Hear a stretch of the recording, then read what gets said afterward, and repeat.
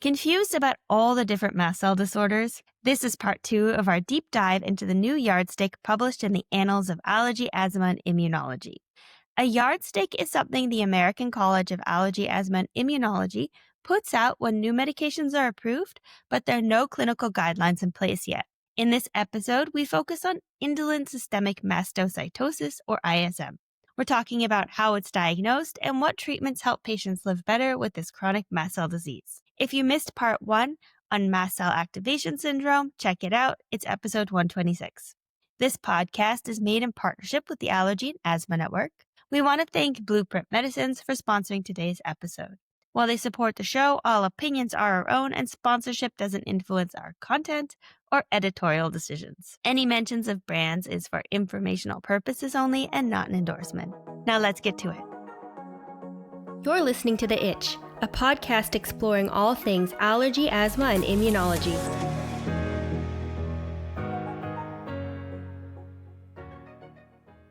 This is part 2 of where we are talking about the article Management of Indolent Mastocytosis and Mast Cell Activation Syndrome, a Yardstick. And this was in the Annals of Allergy, Asthma, and Immunology. It was published June 2025. Last week, we also talked about this article, but we talked about it only focusing on mast cell activation syndrome. Today, we're going to be focusing on the indolent mastocytosis side of it. So, a mast cell disease is not a mast cell disease is not a mast cell disease. How are mast cell diseases categorized?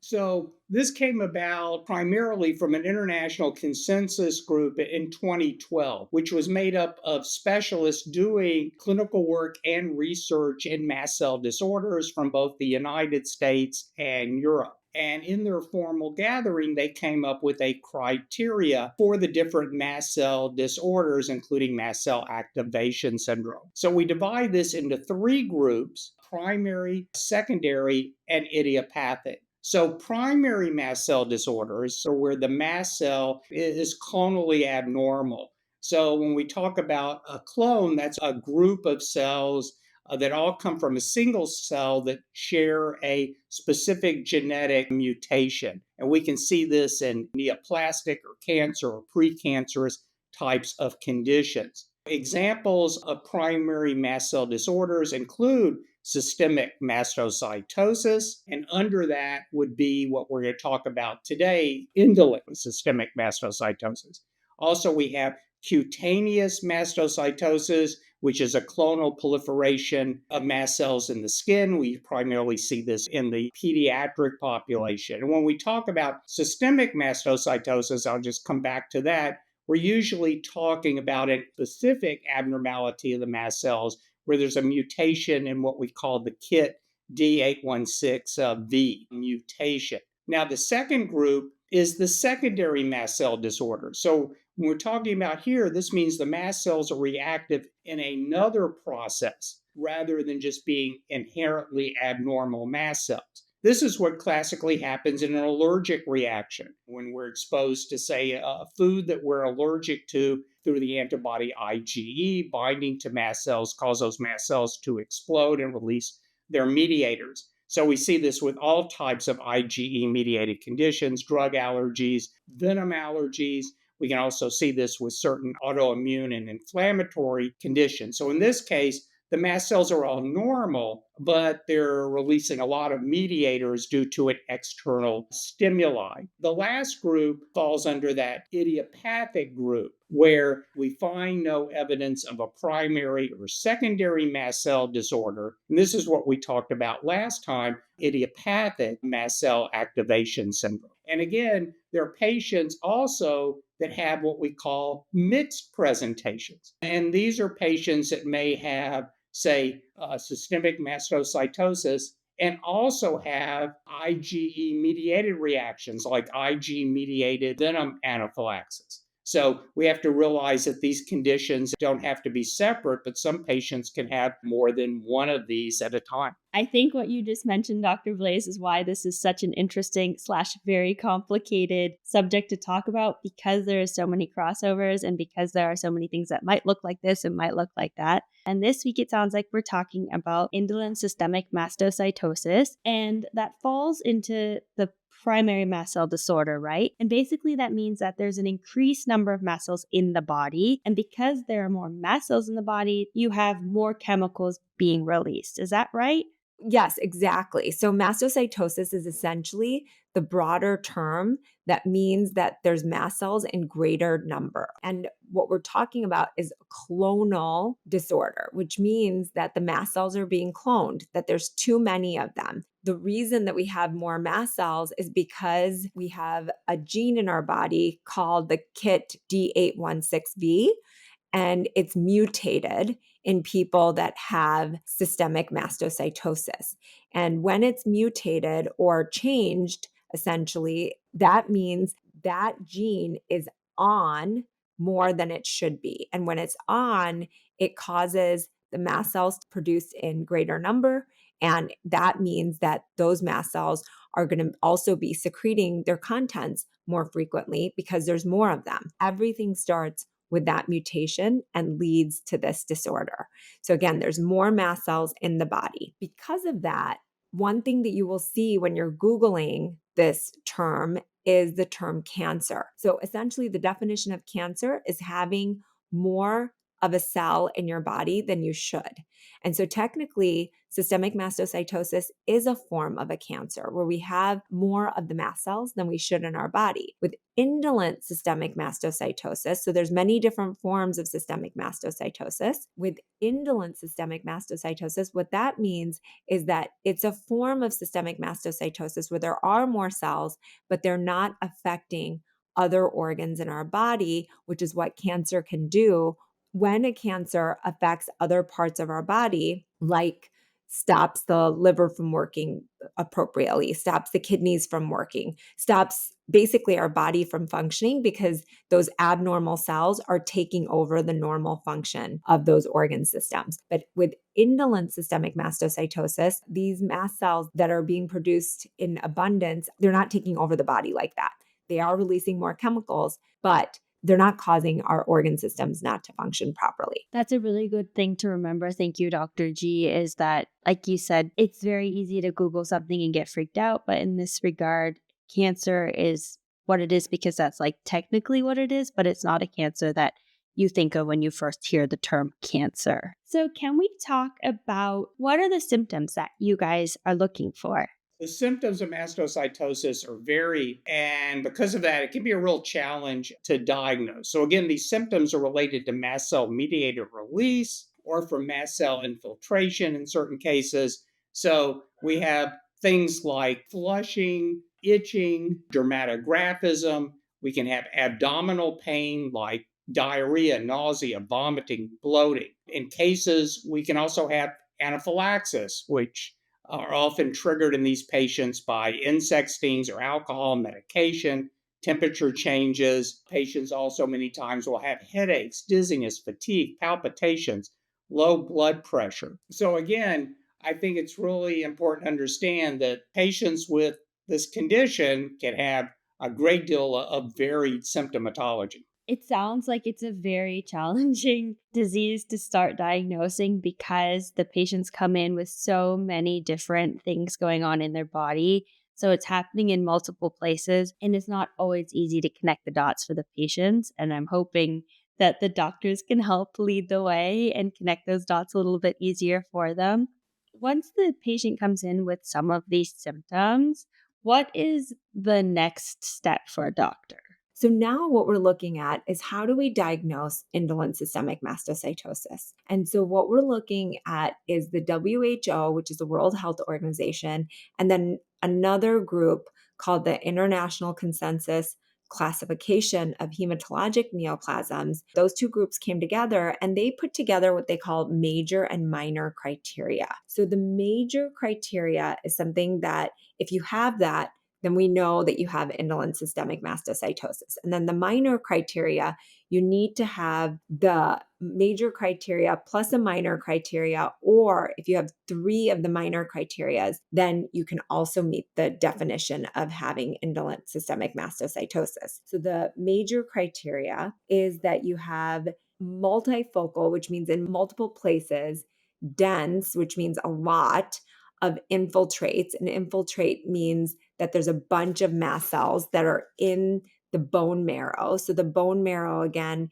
is something that we can look at. It's in the middle of our bone. There's a space where the bone marrow flows through, and that's where all of our blood cells are made. We can look at that by a doctor, and usually that's a hematologist, will go in and they'll take a needle, and it sounds painful, but it isn't.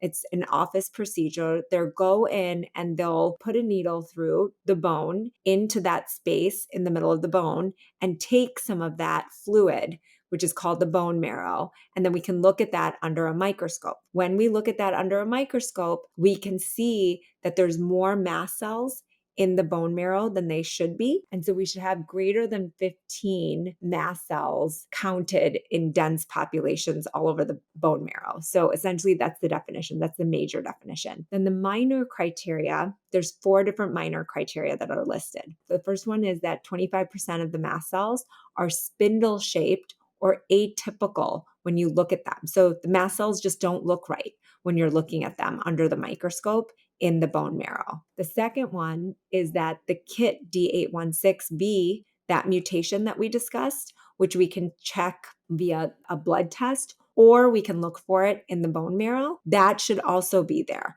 so that there's a mutation in that gene that's normally in our body. Number 3, mast cells also have markers on them. We don't need to go into what those markers are, but on the surface of the mast cells, there's these little markers. And we can look at those markers when we're looking at the mast cells. And those markers also look unusual when we look at them. So that would be the third minor criteria. And then number 4, serum tryptase, which means the blood test that we can do to measure tryptase, that chemical that's released from mast cells, that should be greater than 20 nanograms per milliliter. And tryptase can be high in a lot of conditions. So we'll get into another condition later where we see high levels of tryptase. So those are the major and minor criteria. But since that major and minor criteria were developed, there is a new blood test that's available that looks for the c-KIT mutation. So a lot of doctors now, what we'll do is if we're suspecting that somebody may have systemic mastocytosis, we will order 2 blood tests. One is for the baseline tryptase, and that should be elevated in most patients. And then the second thing we can order is a very sensitive blood test that looks for that c-KIT mutation. And so it's very important that the doctor orders the right c-KIT mutation testing because it's gone through variations, because some of them are more sensitive than others. And so essentially, we can do those 2 tests. If those tests are positive, then the next step would be to look at the bone marrow so we can really see what's going on with the mast cells and see if we're dealing with something bigger than just indolent systemic mastocytosis and if there may be more of a cancer going on. And so that's why it's very important to also get that bone marrow biopsy done. And again, that's usually done with a hematologist oncologist. So you may see an allergist or a dermatologist that may order these tests for you. And then if they're positive, we would send you to a hematologist oncologist to do the bone marrow test to see what's going on in the bone marrow where all the blood cells are made. So I'd mentioned the baseline serum tryptase level should be greater than 20 according to the minor criteria. But what we know is that the baseline serum tryptase level can also be elevated in something called hereditary alpha tryptosemia, which is also termed HAT for short. We'll talk more about that later, but that's a more common reason for somebody to have an elevated baseline serum tryptase level. So we would also evaluate for that if somebody has an elevation. And another thing that is very important to mention, along with the symptoms that Dr. Blaiss mentioned, what we know is that patients with systemic mastocytosis also have a higher risk of venom reactions. So what we're talking about is stinging insects. Okay, so you talked about a lot of things there, and I'd love to just go over it to make sure that I understood everything. So it sounds like indolent systemic mastocytosis has two different ways to be diagnosed. You've got the major criteria, which is involving a bone marrow biopsy. And then you have the minor criteria. And in the minor criteria, what you're looking for is the shape of the mast cell, if mast cells have certain markers on them, if you've got that KIT D816V mutation, and if you have high levels of tryptase. And normally you would look at the bone marrow biopsy for that KIT D816V mutation, but now there's some really, really good blood tests that can look at that. So you can also take a blood test, and if you have an abnormal blood test for KIT D816V or you have high levels of serum tryptase, that's when the next step would be to get a bone marrow biopsy to get the final diagnosis. And then you also mentioned, Dr. G, something called HAT. Can we talk a little bit about what HAT is and why you're looking at that? So when we're talking about HAT, HAT in fact stands for hereditary alpha tryptosemia.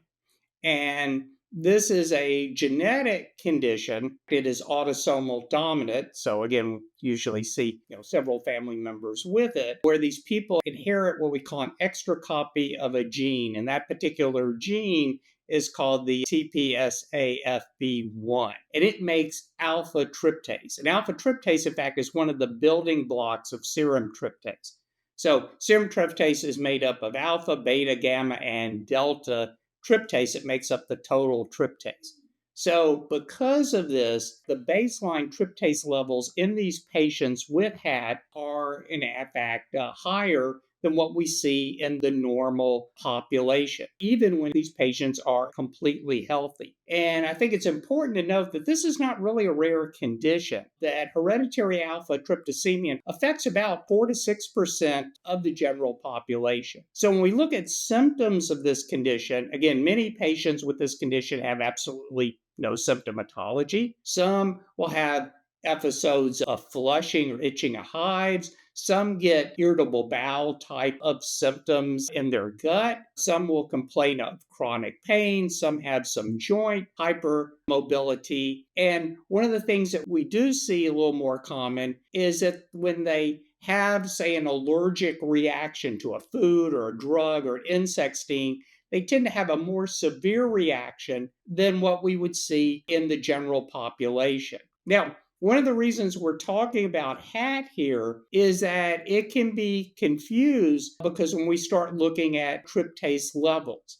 Because remember, a patient with this hereditary condition tends to run higher levels. We talked about normal levels being 8 or less, and these patients commonly have levels, say, between 15 and 20. So one has to remember, if one does do a tryptase in a patient and it is elevated, it doesn't necessarily mean they have mastocytosis or, in fact, mast cell activation syndrome. They could have hereditary alpha tryptosemia. So this goes back on using that 20% plus 2 rule that we talked about in the last podcast, where we do a baseline tryptase, and then when the patient is having symptoms, we do another tryptase and see if it is 20% above that baseline level plus 2, which again would suggest then that the patient now, in fact, has some type of element of mastocytosis. Some other things I think that are important here to understand about this condition, it in of itself is not an independent cause of anaphylaxis. In other words, but it can modify it and make it worse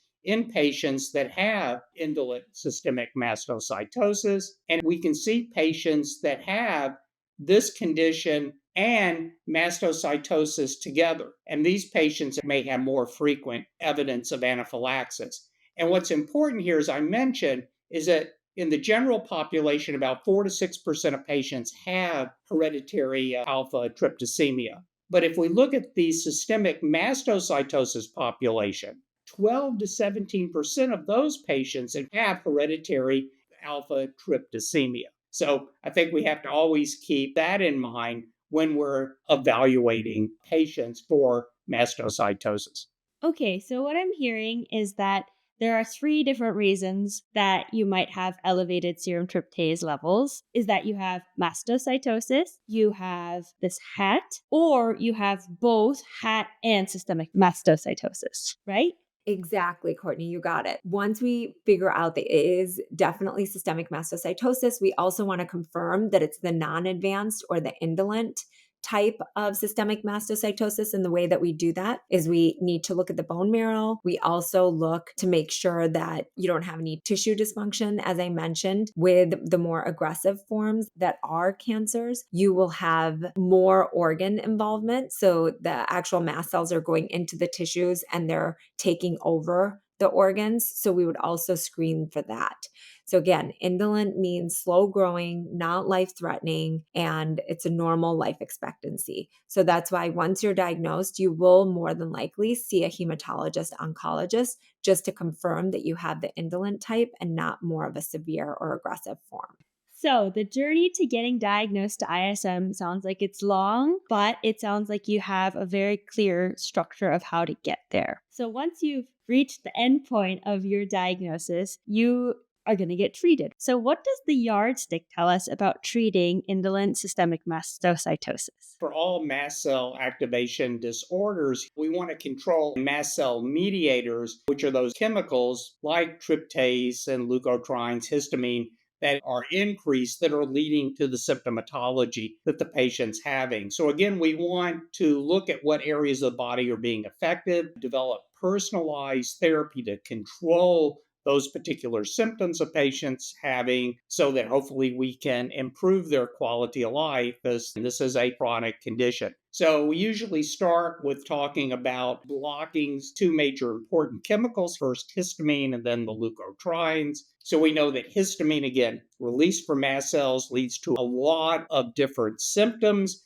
that we can see in patients with indolent systemic mastocytosis. So we usually start with H1 antihistamines, ideally the non-sedating group, things like cetirizine, fexofenadine, loratadine, and we can increase their doses till we get as much symptomatology controlled as possible, up to maybe 4 times the FDA approved dose. If patients are having a lot of nasal symptoms associated with their condition, then intranasal antihistamines, intranasal corticosteroids could be used. And then if we're dealing with especially a lot of GI symptoms, the H2 antihistamines like famotidine, cimetidine could also be beneficial. And they may also have effect in some studies on the skin, cardiovascular, and patients having neuropsychiatric symptoms with their indolent systemic mastocytosis. And then we have medications that block another important mediator, and those are leukotrienes. And so we have leukotriene receptor antagonists available, montelukast, satiricast. We usually add these on to antihistamines. One does need to remember, though, again, that montelukast does have a box warning related to mental conditions that could be associated with its use. Okay, so the first types of medication that you use block those chemicals that the mast cells release. And I know that from our last episode, we talked about medications that inhibit the release of the chemicals, right? So, yes, exactly. Another thing that we can do is we can inhibit the chemicals from actually being released from the mast cells. So, that's called mast cell stabilizers. And one common one that we use is called sodium cromolyn. We don't know exactly how it stabilizes the mast cells, but it does. It can help with symptoms in the skin, in the gastrointestinal tract, or even the neuropsychiatric symptoms for patients with mast cell activation disorders in general. And then another type of mast cell stabilizer, maybe surprising, but aspirin can also stabilize mast cells. And with aspirin, though, we do want to make sure that we take a complete history and that the patient hasn't had any recent reactions to aspirin. It's not common, but it can happen. And so we just want to make sure that that's not one of their triggers before starting them on aspirin therapy. So you want to take that detailed history. If they've never had a reaction, then you can start them. For those patients who have had a prior reaction, you may want to consider desensitization, which basically means that you are giving them small amounts of aspirin in a very controlled setting and helping their body understand that aspirin is okay for their body. So that's essentially generally what desensitization is. So, one thing you mentioned was neuropsychiatric symptoms when you were talking about the sodium chromolam. Can we just jump into that really quickly? Yes. So that is a very important topic for all patients with mast cell activation disorders are the neuropsychiatric symptoms. So those have been explained as brain fog, which brain fog is a very general term. I was with a lot of doctors, and when we talked about brain fog, everyone had a different definition. But I think that the consensus definition really is that patients have a hard time focusing. They'll say that they may have a hard time remembering things that they normally would remember. So that's brain fog. Then they may also suffer from anxiety, depression, and again, memory issues. So this is especially challenging because obviously anxiety, depression, and not being able to remember things and not feeling like you can focus affect you on a regular basis. And so we really want to make sure that we're supporting these patients that complain of these symptoms and also referring them for psychiatric support, counseling, and things like that. And also medications for anxiety and depression may also be added on. Great. Thank you for that, Dr. G. Again, mental health, and it sounds like this is a really long journey for these patients. So I can imagine that mental health comes into play in many, many parts of this journey. So, what we've talked about so far, we also talked about in our mast cell activation syndrome episode. They were the same treatments. Dr. Blaiss, are there any other crossovers between ISM and MCAS? There are some things we need to remember. Similarly to when we talked about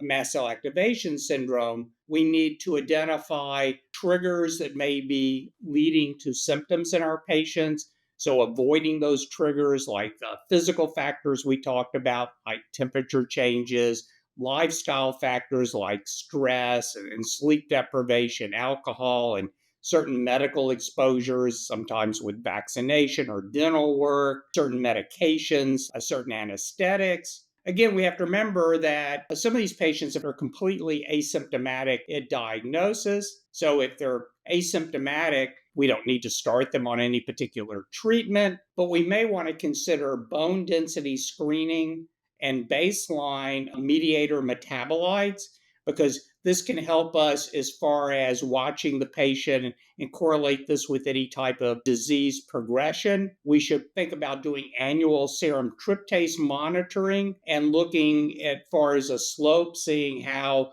it's an increasing, and if it is, then we have to be concerned about more disease developing over time, especially effects on the bone or the liver. And then for acute episodes and anaphylaxis, these patients are, again, with indolent systemic mastocytosis and an increased risk of severe anaphylaxis.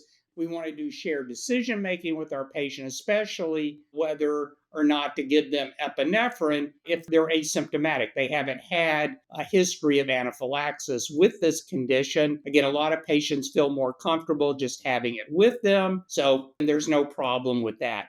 And then a few other therapies we need to think about if the patient is having certain symptomatology and it's not responding to medications we already talked about. Phototherapy can maybe help with some of the skin lesions. Omalizumab, which we talked about before, related to mast cell activation syndrome, not approved by the FDA, but along with helping some of the skin manifestations, there's also data, as we've heard, that it may be beneficial in the neuropsychiatric symptoms that unfortunately these patients in fact can suffer with. We also have to be concerned here in these patients of skeletal symptoms like osteoporosis, fractures, back pain. So whether we need to in fact start treatments that we do for osteoporosis like calcium and vitamin D and phosphophosphanates. Also, there's some data in the literature, ketotifen, that may be helpful for bone and cutaneous and GI symptoms. This would have to be compounded to be made in the United States. We don't have a form that can be taken orally in the United States. And then any of these patients that have venom allergy should definitely be on venom immunotherapy. We usually treat them lifelong with this. Thank you, Dr. Blaiss. That was a nice comprehensive long list of different therapies that can be used. Basically, what I'm hearing in a quick summary is that you really have to look at all of the symptoms that are going on in the patient, and then you're treating those specific symptoms. And for each symptom, obviously, there's different things that you can do. So, again, it's really just looking at what's going on in the body and then treating those specific symptoms. So, now what's exciting and what's different about ISM is that there is a different form of therapy that can be used. And this is where we are going to take a totally different train from our MCAST episode. Can we talk about the other therapy that's involved in treating indolent systemic mastocytosis? Yes. So that therapy is called avapritinib. Avapritinib is the only FDA approved therapy for indolent systemic mastocytosis at this time. And it essentially inhibits tyrosine kinase. This tyrosine kinase inhibitor targets that KIT mutation. So essentially, it turns that on KIT to off. So it stops that KIT mutation from producing more mast cells. And that's our ultimate goal, right? Is to stop that production of mast cells, which will ultimately stop the release of all of those mediators that cause the symptoms. So we did an entire episode on the Pioneer study, which talks about avapritinib and how it was approved for indolent systemic mastocytosis. But essentially, in a nutshell, the medication showed at 24 weeks that avapritinib significantly improved symptom scores, that there was an over 50% reduction in that baseline serum tryptase level, and that there was also a 50% reduction when we looked at the bone marrow in the number of mast cells that were in the bone marrow. So it showed that, yes, in fact, this medication does help reduce the number of mast cells that are being produced by the body. So overall, the drug is well tolerated, and the reported side effects include flushing, some edema in the body, which is swelling, insomnia, which is difficulty sleeping, and then there might also be mild liver enzyme changes, but again, that's nothing that actually we need to monitor if you're on the medication. So the medication in general is well tolerated. And again, we did a whole deep dive episode on this medication that we would suggest that you listen to really understand exactly how it works and how it was approved. Great. Thank you, Dr. G. I mean, this is really exciting because for most patients, it sounds like this KIT D8-160 is the reason why they have all these problems. And if you can try and turn that off, then hopefully symptoms will improve really quickly. So it's really great that there is something that is targeting that specific mutation, which is basically the cause of all of these problems. So that was a jam-packed episode. It was a lot of information, but I'm really glad that we did it in two because as a patient, I feel like it's so much clearer to me now what the difference is between the two of these diseases, which is not always easy to understand, which Dr. G and I have discovered over the last 2 years doing all of these mast cell episodes. To conclude the episode, I'd love to know your big takeaway from the paper in regards to indolent systemic mastocytosis. Dr. Blaiss, can we start with you? So I think having this new yardstick shows that, again, a lot is going on in mast cell disorders. And it's nice to have this very comprehensive yardstick or guideline to help clinicians.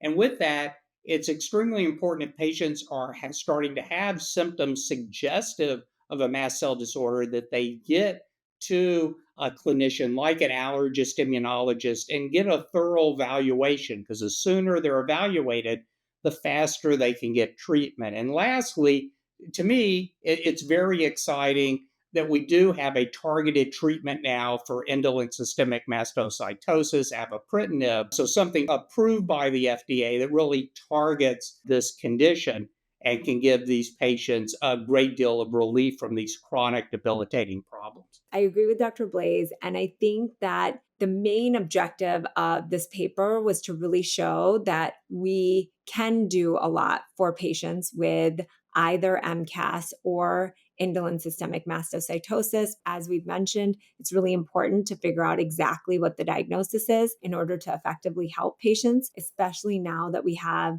a specific medication that's approved for indolent systemic mastocytosis. So understanding that you have that diagnosis and getting to that treatment option is super important because, again, as we've talked about, these patients are having a lot of symptoms all over their body and they are suffering. And so even though it may not be life-threatening, it's causing a lot of day-to-day issues for these patients. So the sooner that we come up with the diagnosis, the quicker we can start them on all of these therapies that might effectively help reduce their symptoms. Thank you, Dr. G. Thank you, Dr. Blaiss. This has been really interesting 2 episodes. If you missed our MCAST episode, go back and listen to it because we talk about similar stuff in a little bit more detail, and it's always good to hear it more than once. Thank you for listening to today's episode. Remember that all information you hear today is for informational purposes only and are not intended to serve as a substitute for the consultation, diagnosis, and/or medical treatment of a qualified physician or healthcare provider. And also, don't forget to subscribe to our podcast. And if you have a second, help spread the word by rating our podcast and sharing with your friends and family who might also be interested in learning more about allergies, asthma, and immunology. You can always stay up to date by checking out our Instagram, The Itch Podcast, where you can leave questions you are itching to know, or check out our website, which is www.itchpodcast.com, which contains more information about the subjects we covered in today's episode and every episode. Until next time, have a fabulous week.